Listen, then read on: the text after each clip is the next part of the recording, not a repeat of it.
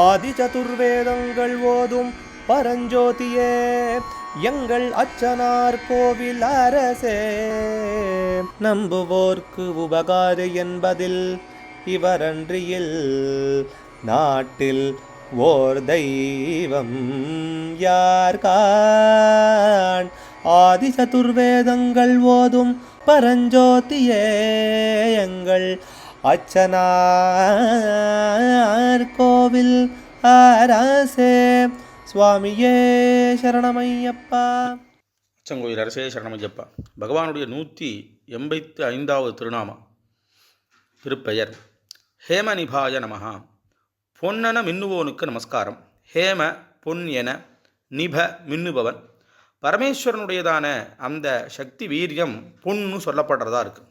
அதிலிருந்து வந்ததுனால பகவானுக்கு பொன்னென மின்ற காரணத்தினால அவருக்கே பொன்னையப்பன் அப்படிங்கிறதான பேரானது அமையிறது.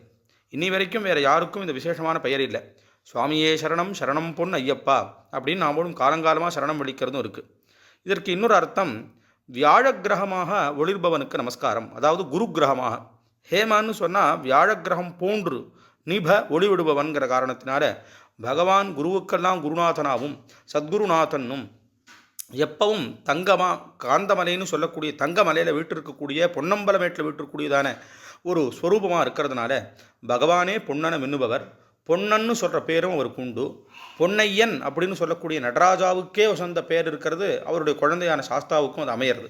அதனால் ஸ்வர்ணத்தை போன்று மின்னுபவனுக்கு நமஸ்காரம் அப்படின்னு இந்த நாமாவானது தெரிவிக்கிறது. அச்சங்கோயில் அரசே சரணம். அச்சனார் கோவில் அரசே.